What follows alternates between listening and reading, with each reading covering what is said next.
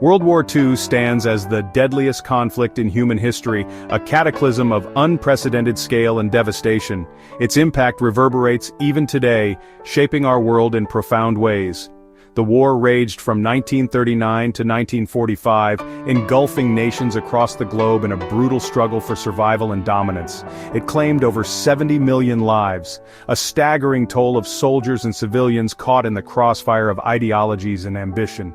The sheer scale of loss is almost incomprehensible. It redrew borders, reshaping the political landscape of Europe and beyond. It toppled empires, dismantling old orders and paving the way for new global powers. And it ushered in the nuclear age, forever altering the balance of power and casting a long shadow over the future of humanity.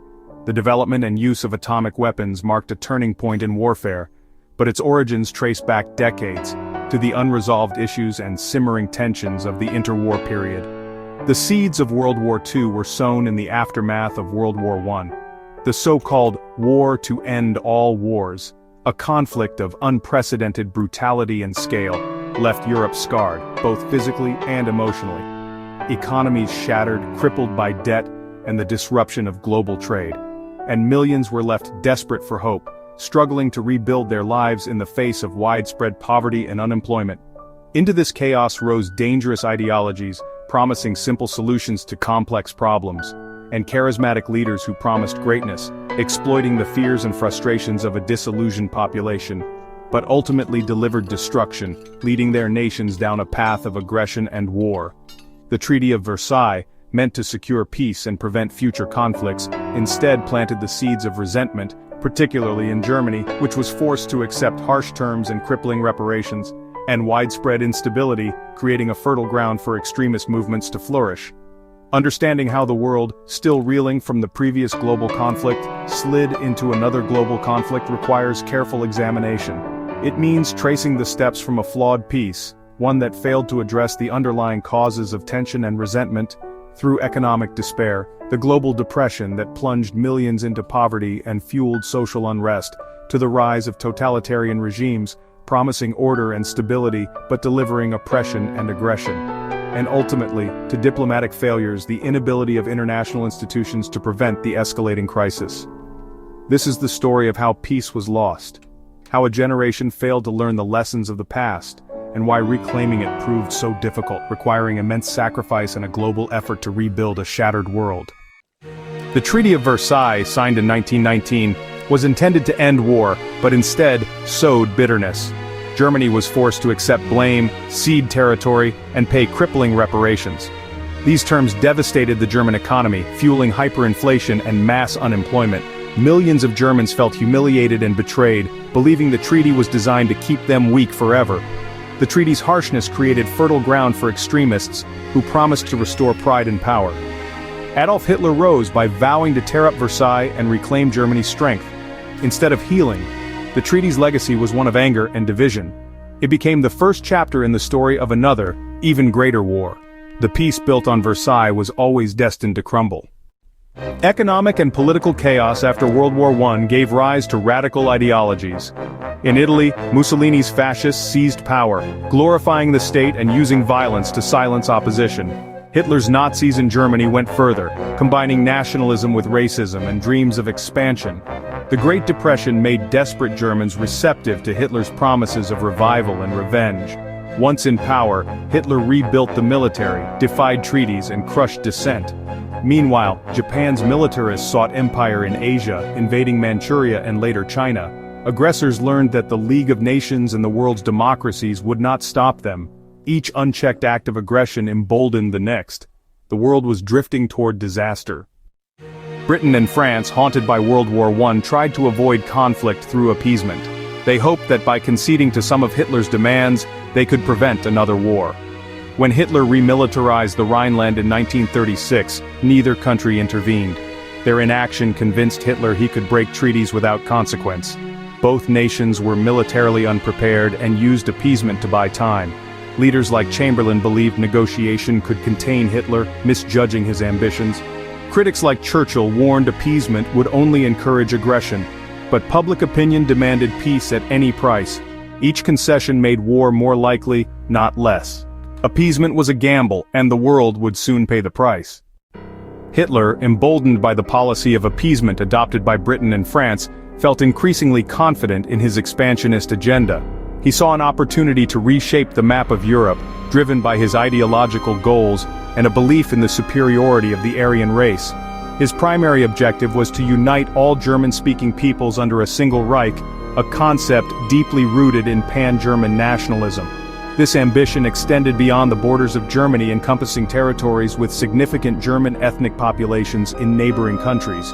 In March 1938, he took his first major step, annexing Austria in a move known as the Anschluss. This blatant violation of international agreements demonstrated Hitler's disregard for the existing world order. The annexation of Austria was met with barely a protest from Britain or France, who were still clinging to the hope that appeasement could prevent a larger conflict. Their inaction only served to embolden Hitler further. Next, Hitler turned his attention to Czechoslovakia, demanding the Sudetenland, a region bordering Germany with a substantial German-speaking population. He justified his demands by claiming to protect the rights and well-being of these ethnic Germans, alleging discrimination and persecution by the Czech government. As tensions escalated, Europe teetered precariously on the brink of war, with nations mobilizing their armies and preparing for the worst. Neville Chamberlain, the British Prime Minister, desperately sought a diplomatic compromise to avert what he feared would be a devastating global conflict. In September 1938, the leaders of Britain, France, Germany, and Italy convened at the Munich conference to address the crisis. In a fateful decision, Britain and France agreed to hand over the Sudetenland to Germany, hoping to satisfy Hitler's territorial ambitions and secure peace. Czechoslovakia, the nation most directly affected by the agreement, was excluded from the negotiations, its fate decided without its consent. Upon his return to Britain, Chamberlain famously declared that the Munich Agreement had secured peace for our time, a statement that would soon ring hollow. In reality, the Munich Agreement was a disastrous miscalculation, a testament to the dangers of appeasement. It sacrificed a thriving democracy on the altar of appeasement, emboldening Hitler and undermining the credibility of the Western powers. The agreement convinced Hitler that the Allies lacked the will to confront his aggression, further fueling his expansionist ambitions. Just months later, in March 1939, Hitler violated the Munich Agreement by seizing the rest of Czechoslovakia, demonstrating his utter contempt for international agreements. This act of aggression shattered any remaining illusions that Hitler's ambitions were limited to uniting German-speaking peoples. The policy of appeasement had demonstrably failed to prevent war and had instead emboldened a dangerous dictator. Hitler's insatiable appetite for conquest was now undeniably clear, leaving no doubt about his intentions to dominate Europe. The world now faced the grim reality that a large-scale war was all but inevitable, a conflict that would engulf the globe and claim millions of lives. The next target of Hitler's aggression was Poland, a nation whose strategic location and access to the Baltic Sea made it a key objective in his expansionist plans. With each passing day, the countdown to global conflict accelerated, bringing the world closer to the precipice of war in the fateful year of 1939. After seizing Czechoslovakia, a move that blatantly defied international agreements and sent shockwaves across the globe, Hitler's ambitions only intensified. The world watched with growing unease as his gaze turned eastward, towards Poland. Hitler set his sights on Poland, fueled by a desire for Lebensraum, or living space, and a deep-seated resentment towards the Treaty of Versailles, which had redrawn the map of Europe after World War I. He saw Poland as an obstacle to his grand vision of a German-dominated continent.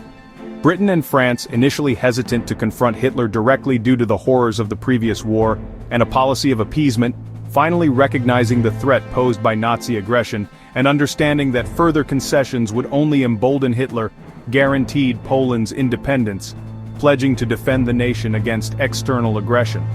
Hitler, undeterred by these warnings and convinced that Britain and France were bluffing, secured a non-aggression pact with the Soviet Union, a shocking move that stunned the world and removed the threat of a two-front war, at least temporarily.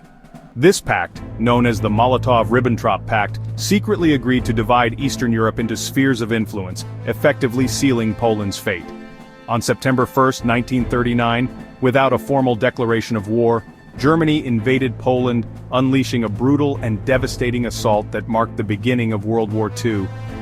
The German military employed blitzkrieg tactics, swift, overwhelming force combining air power, armored divisions, and rapid infantry advances to shatter Polish defenses.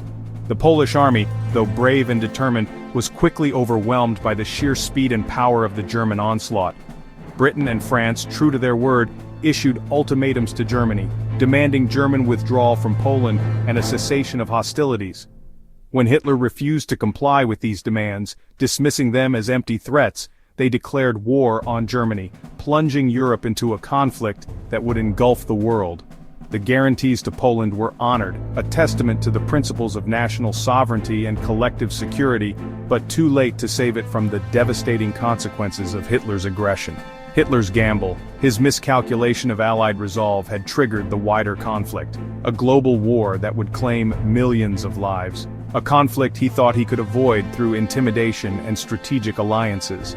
The invasion of Poland was the spark, the catalyst that ignited the powder keg of European tensions. That ignited World War II, a global conflagration that would reshape the world order. Within days, Europe was at war once more, its nations mobilizing their armies and preparing for a long and brutal struggle. The world would never be the same, forever scarred by the horrors of total war and the consequences of unchecked aggression. The era of appeasement, of making concessions in the hope of avoiding conflict, was definitively over. Now only total war remained, a desperate fight for survival against the forces of tyranny. World War II's origins lay in a chain of unresolved grievances, economic collapse, and unchecked aggression. The Treaty of Versailles created resentment. The Great Depression fueled extremism. Hitler's rise and the failure to confront him early made war almost inevitable. Appeasement, born of fear and hope, only emboldened dictators. The invasion of Poland was not the cause but the culmination of years of misjudgment. The lesson piece is fragile, and ignoring aggression only invites catastrophe. Strong international resolve is essential to prevent history from repeating. Understanding how the world stumbled into war is a warning for every generation. The responsibility to safeguard peace is never-ending.